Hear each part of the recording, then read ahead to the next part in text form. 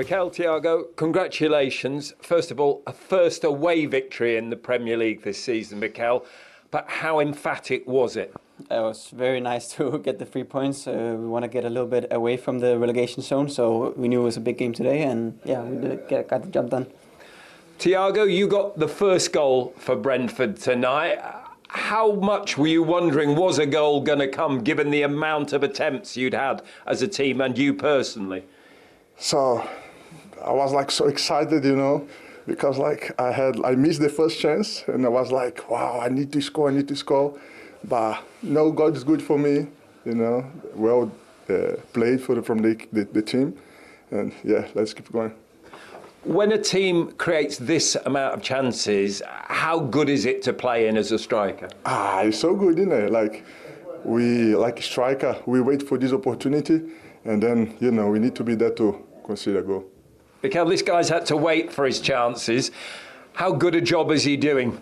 Amazing job. I mean, I can't praise him enough for how he's worked over this preseason as well. And we see how hard he worked, and he deserves all that's coming and all the goals. So hopefully he keeps going. Thank you. 2-0 was the final scoreline tonight, but could it have been much bigger?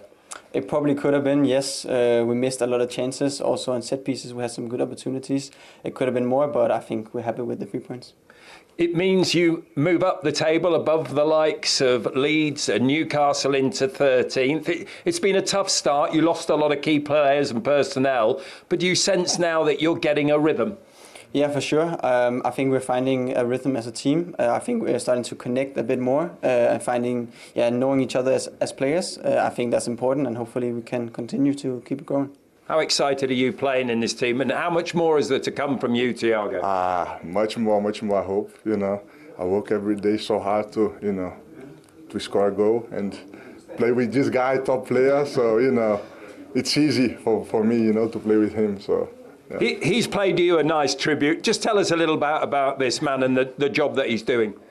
He's an amazing player, he's clever. It's so easy. You just need to make a movement. He will find you, so that's why. Well, listen, it'll be a happy Brentford dressing room. Well done to both of you, but well done to you, Thiago. You are the player of the match. Mikkel, will you do the honours? Yes, thank you, brother. Thank you very much. He's got a great smile, hasn't he? Yeah. Thank you. Good luck. Thank Cheers. you very much. Well done. Take care, lads. Cheers. And it's a huge smile tonight from Igor Thiago. Why wouldn't it be? His 5th Premier League goal of the season tonight. Remember, only Semenyo and Haaland have scored more Premier League goals than the Brazilians so far this season. A player, Joe Cole said on this very show before the game kicked off, that West Ham had to be very aware of. Yeah. And he caused them all kinds of problems. I know we overuse it, but he's a real handful in the old-fashioned sense of the word. Everything he does is with intent. I mean, when he shuts down a fullback, he does it properly. When the ball's going into the box, if he's competing, if it's one of them balls we can only win 20% of the time, he's still going for it. He's an absolute pain in the backside, and he was all night. He finds himself. He's got that. He's a magnet to the ball. Listen, he should do better there on that occasion. But I can't believe that there's no West Ham players near him there. Gives him a run on it. Again, good save in the end though. And he does this. He can run in behind. He can pin you. Ball drops out to him here. He gets a little bit of fortune with a finish, but it's a goal. Just West Ham's awful percent. Look at that. Nobody getting near Yarmouk. The distances between the back four and the centre forwards is way too much. They've caught between two different styles. Ball comes in. It's a mess. And again, I think if you're a centre-half, you have to relish the challenge. Here, look to Debo. He looks like he's worried about jumping with him. He looks like he's caught him at the corner of his eye. He don't fancy the battle. And he was brilliant all night. Yeah, that was the one that was disallowed because of the offside. He's so active. He's a big physical presence. But even the finish, the one for where he was just offside, the little dink. He's a big lad, but the finesse of that is. He's a player. I think what they paid 27 million for him. They paid 30 million for him. There's his ranks so far this season. And when you look at the fact what some of the strikers are going for at the moment, and the fact they've lost Tony, Visser, and Mbeumo, and he's had his injury problems as well since signing from Club Brugge, where he played in the Champions League, for £30 million. and those players aren't even being mentioned by the Brentford fans at the moment. It says a lot about Brentford Football Club and how that they recruit. I remember hearing about this kid when he first got here and he got injured, and they was very, very sure. They had no qualms about it. This guy's better than Ivan Toney. He just needs time. Then he had the injury. They had to shovel about the system, and Visser and Mbeumo played a little bit more central, and then they stepped up and got you goals. But they had big faith in their system and how they find players and is better than... There's only really Brighton who can argue that they do it better, and maybe that's not the case.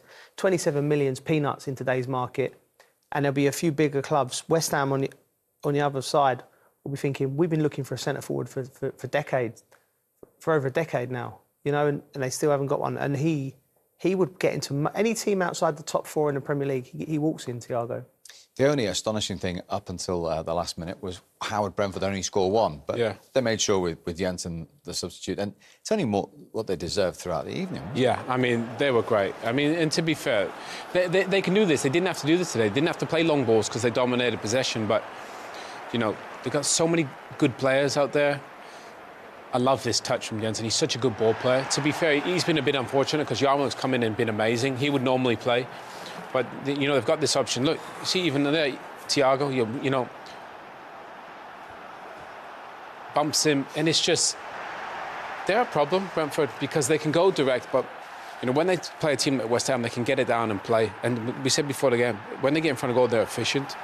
Really, really efficient. I mean, that's a fabulous strike from Jensen. And they did, you're right, 2-0. They deserved much more than that, Brentford, today. They were fabulous. Very tough night for West Ham United then. Right, let's get some reaction from their dressing room. Here is the captain, Jarrod Bowen. Jarrod, another difficult night for West Ham United. How do you assess that performance? Probably how it looked. 2-0, that probably could have been more to them. Thought we started the game well, was on the front foot, got a few corners, had a few set pieces of our own, and, you know, felt that we started really well. And then, you know, thought we defended as a whole, set piece as well, rode our luck at times, and then, you know, the goals are probably poor on our behalf. You mentioned the good start. Was it one of those moments where the first goal would have been really important for you tonight to settle the team and perhaps also the crowd that were here? Yeah, potentially. I think you want to, at home, you know, not been at home for 3 weeks or so now. So the first one back after international, we wanted to start well and, you know, get the crowd on their feet, and, you know, obviously to score a goal would have been the icing on the cake, but we didn't do that. So, you know, and the game's changed. You know, we started well, and then they come into the game and, you know, have their moments, and I think we just had to stay in there. You know, they put a lot of pressure on us from throw-ins, corners, where on a whole we defended well. They had a few chances, but they didn't score, and then, you know, the goal that we conceded was really poor, and then, you know, got away with one on the stroke of half time to go 2-0. The stats tonight are quite damning in some respect. Brentford 20+ attempts from within inside your box. How do you explain that, and how do you go wiping that out in future games? No, listen, I think it's one of those where on the pitch you don't see it as much. I think it's one of those where you've got to look back at it, watch it. As difficult it is, you're only going to get better by watching the things that you haven't done so well. And, you know, it felt like that in the game, that they had better chances and us got in better areas of the pitch. And why that could be, you know, lots of different reasons. But like I said, it's time to reflect on it, see it back, and, you know, start putting it right to what we're doing, because ultimately we're not doing really anything well this season, and that's showing in the league and, you know, the results. It's another new manager in the dugout here, head coach. You're very honest to say we're not doing things well. From a player's perspective, taking the coaching element out of it, what do you put that down to? Is it a confidence thing? Is it a situation with what's going on with the fans here and some of the negativity? How do you explain that, Joe? I think ultimately confidence comes from winning games and having good performances, and we haven't done that this season. So, you know, that's going to be a low. But what we've got to do as a group is, you know, trust what we've got in the changing room, not go under, not be fearful in this league, because if you're fearful in this league, you know, you're going to lose games. And, you know, I feel like that's what we're doing, and we've got to rally together and, you know, take every challenge head on. You know, there's got to be no fear in this league. It's never going to be given to you, especially in the position that we're in now. It's going to, you know, I think I spoke before and said it's going to take us to get us out of the situation that we're in. And that's what we've got to do. We've got to face up to the challenge. No one's going to do it for us. No one's going to give it, you know, to us. It's us to go out there and, you know, listen to manage ideas. But ultimately, when you go on the pitch, it's players taking pride in their performances. The manager will have ideas. Obviously, there's a crossover period. What at the moment is he trying to get you to change that was different from the Graham Potter era? Well, listen, I think the first 2 games that we had was very quick when he came in. You know, he came in 2 days before the Everton game, and I thought we put in a good performance there. Then we went to Arsenal, which was always a difficult task, and then it was international. So, you know, it's been a little bit here, there and everywhere for different players going away and coming back. So we've only had a few days to prepare, but, you know, ultimately we can't say that, you know, we worked on what we've done tonight, because that wouldn't be fair. That's not what we've done, and, you know, we put in a really, really poor performance. So, you know, we play on Friday night up at Ellen Road, which is a really difficult place to go, and, you know, that's a challenge that you've got to stand up to. You know, playing there before, you know, it's a difficult place to go. But, you know, in this situation, you have to hit every challenge head on, and that's the only, I believe that's the only resolution for the situation that you're in. Like I said, it's never going to be given to you in this league. You've got to roll your sleeves up and just dig in and work, and, you know, things will change. Jarrod, as always, we appreciate you coming out and taking the responsibility. No problem. Thank you. That's the club captain. Those damning stats that he's going to look back on are there. As I say, Brentford have already had the most shots in any away game since they became a Premier League club. And we mentioned how little possession Brentford were averaging, less than 40% in games this season. They had 57% as the away team this evening. They've lost their first 4 home league games of the season for the first time in the history of the club as well. There's a protest going on. It wasn't full. The new manager's lost his first home game. You heard Jarrod Bowen that. I mean, how much of a challenge is this at the moment for the whole club to come together? Massive challenge. Massive challenge because of all them things you listed, and also because of the problems with the recruitment that's happened over the last 3 or 4 years. It's not been perfect. You know, there's players there that have come into the club on too much money, transfer fees. It's been unbalanced. And you look at the 2 clubs, and you look at what's happened at Brentford. You know, data-driven but expertise-led. You know, West Ham. It's never clear to the fans who's signing the players and why they're signing the players. You know, when you think about building teams, Owen, you build teams around what you need on the pitch.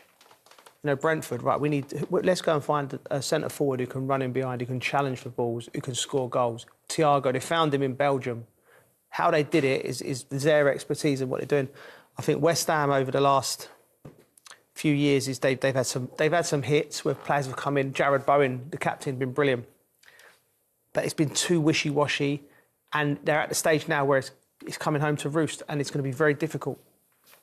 Think about that. They went from David Moyes, you know, and then they managed to try and play more football. Then they somehow got a Graham Potter, the team that was more defensive, and now they go back to Nuno, like a counter-attacking. They had less possession than a Brentford team that doesn't even want the ball.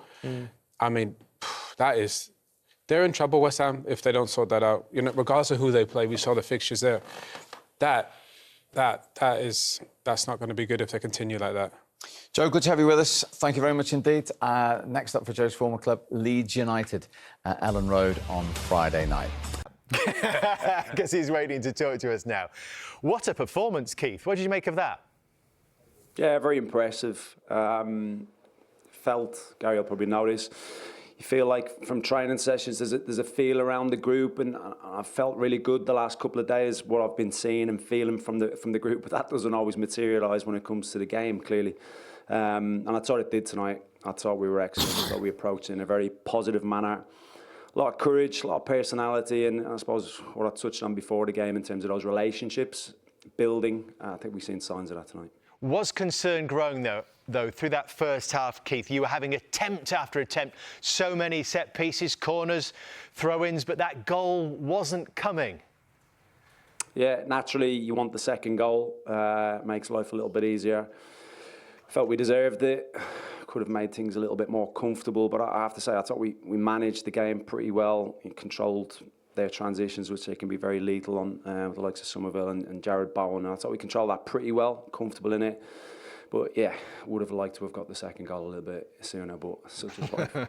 Keith, I was speaking to Gary as the game was going on. You were so dominant in the game, but I was asking what it feels like as a manager when you've been in that situation and it's still 1-0. You're still looking for your first away win, and you've also had a sort of an inkling of what that's like on the wrong side of that. I think Sunderland earlier on this season, when you found yourselves in a great position. I mean, how was you feeling there late on, second half? Yeah, I have to be honest, Shane, I felt pretty comfortable, I have to be honest. I think it's constant learning from me, certainly, and us as a group, us as a team, how we manage those moments, those situations, what the opposition throw at you.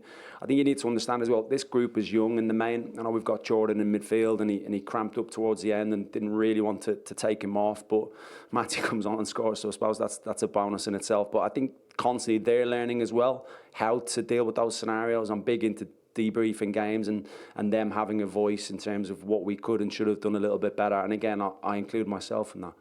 And we're still getting to know really Thiago, Keith, but I'm guessing he's someone that you've had a longer relationship with. I mean, it looks like the way that he reacted when he scored, certainly, that there's a real bond between the two of you. Tell us about that. Listen, I think the lads will tell you in the studio, the worst part about being a player is being injured. Thiago came to the country similar time as I joined Brentford, and I felt bad for him. I felt really he was hurting when he came. He got injured so early on, he couldn't do what he loves doing. So I always make an effort with injured players because I've been in that situation. I know how I feel. So it probably stems from that. Around set pieces last season, I would have got him involved in meetings to get his impact and make him feel integrated into the group, which is really important. We're going to do something very similar with Anthony Malamba, who's unfortunately done his cruciate.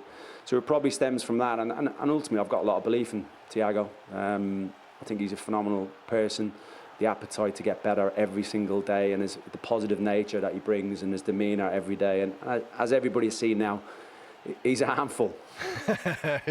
He's in your hands. That's what we're seeing right now. The big question, Keith, was how you were going to replace those goals. Is he the answer for that? I think it has to be all of the attacking players. Kevin Schade will score goals undoubtedly. Damsgaard, once he settles into the rhythm of the team, could have notched tonight. And I think coming off the bench, Keane Lewis-Porter, we've got Reece Nelson, Fabio Carvalho, Damsgaard. We've got goal scorers. I have no doubt about that. It's how we just find that rhythm as a team and how we continue to grow, develop, find those scenarios. Tonight they dropped off, obviously, at times and didn't allow space in behind. They've got to find it to feet, overlaps, underlaps, and just find ways and consistently take steps in the right direction as a team. It's a great result, great performance, Keith, but how much did you and the club need this tonight? Yeah, wins help, don't they? I said it before the game, it's all about results. I've been in this industry a long time, 29 years since I left Ireland to become an apprentice at Wolverhampton Wanderers, and I think I've learned a few things along the way, and results, no matter what level, what division, they matter, and they help with confidence of a group and belief of a group, and I think tonight will help with that. I think everyone's enjoyed watching your team tonight, Keith. Congratulations. We wish you well for the rest of the season. Thanks for speaking to us tonight. Thanks, lads. Take care. Bye-bye. How much will you have been learning on the job? Yeah, I think the point he makes around being around the game for 29 years is helpful. You know, people, I would have been in his shoes not too long ago, and you are a new manager, but you're not new to the game. The game doesn't change that much. You've been playing in the middle of a pitch in the Premier League or the Championship. But until you're that guy on the touchline, the pressure ramps up. Decisions. Yeah, the pressure ramps up. Of course it does, but the game doesn't change. Whether I'm sat as Scott Parker's assistant or whether Keith's sat as a set-piece coach, he's still watching the game. He still understands the game. So now the decision-making's on Keith, but he's at a fantastic football club where he's going to get fantastic backing, fantastic support. The group he's got have got an unbelievable culture. You can see it. There's no mavericks. There's no people that need convincing to buy in.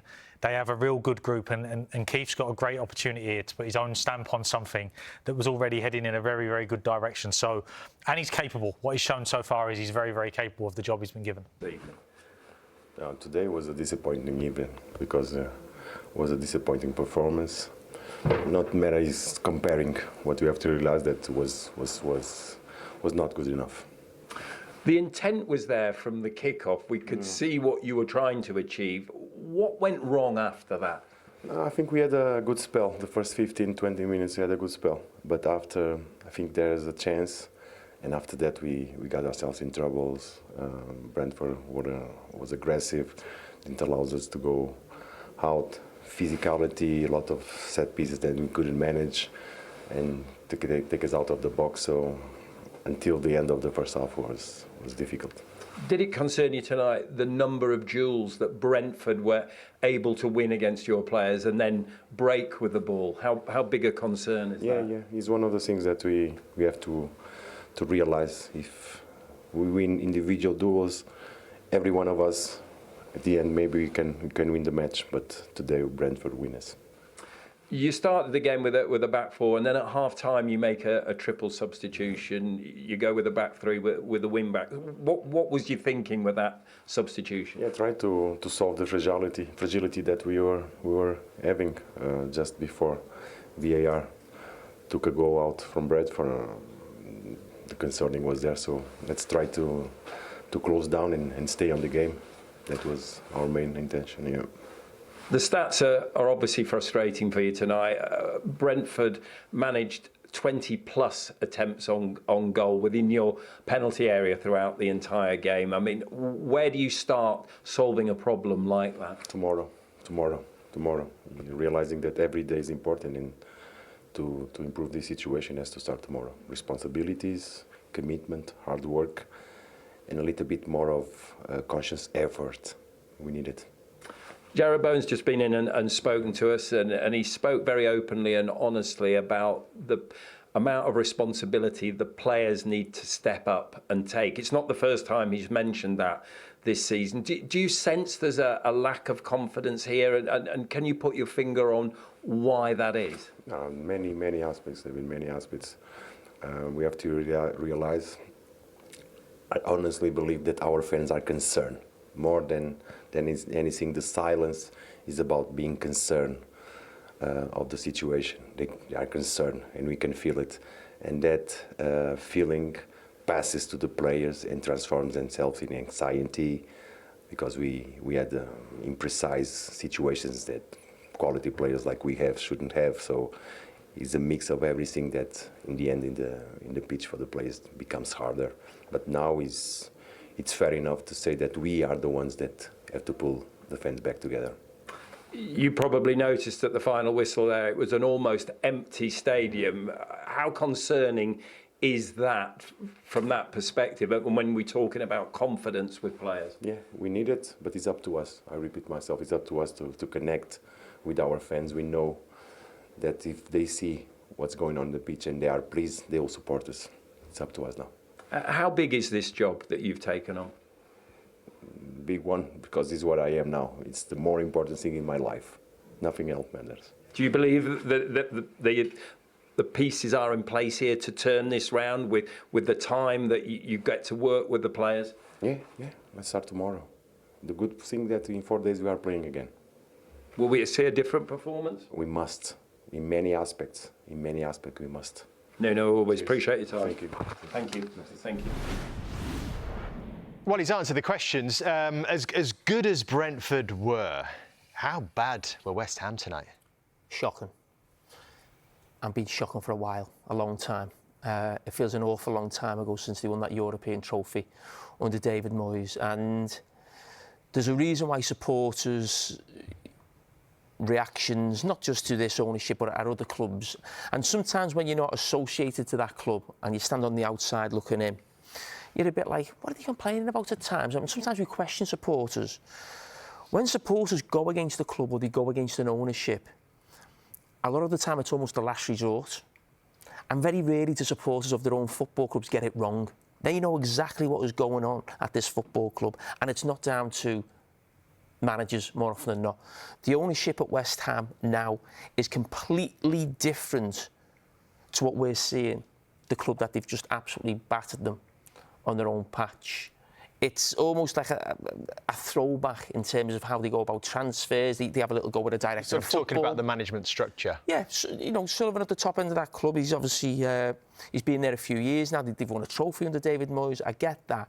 But it doesn't feel a modern way of doing things. And I think that's where that frustration comes from that support, that they feel like they look at other clubs who are not a patch on West Ham, and that's not being disrespectful to Brentford and maybe a Brighton. We look at those two as forward-thinking modern football clubs, the way they run themselves. West Ham are a far bigger club than those two clubs I've mentioned, but the way they ran right now means that they can actually compete with them on the pitch. How far away were they from a Premier League-looking club tonight through that performance? Yeah, I mean, West Ham still means something to me because I was there for a long time and I know how much it means to the supporters. So on the drive over here today, I was convinced that West Ham were going to be OK, like throughout the season. Having watched that this evening, I have real concerns about them now. I think they look lost from a tactical perspective. And of course, Nuno's only been there 5 minutes and he needs time. But they look lost. They look shot of confidence. They don't look together. And we've spoken about Brentford, but I think Brentford will finish somewhere in the 6 or 7 towards the bottom of the league. And they've just absolutely tore West Ham apart this evening at their home ground. So that's going to need a seismic shift, that performance, West Ham. Nuno's got a hell of a job on here to get this team in a place where it's competitive. Within the next, you go to Ellen Road in 4 days. Ellen Road's going to be unforgiving, and they're going to need a big improvement on that to stand a chance. When you think of what you need in the Premier League, and we've played at that level, obviously 10, 15 years ago, but physicality and pace and energy will always be near the top of what you need to perform in this league. And what I've seen over the last 12 months with West Ham, I can't think of a less athletic team I've seen for a very, very long time in this Premier League. It's one of the slowest teams I've seen in Premier League football. You look at that first goal, and it feels like it's a throwback to 40, 50 years ago in football, where it felt like everybody had all the time in the world and there was space. I mean, the first goal was absolutely horrendous from a West Ham point of view.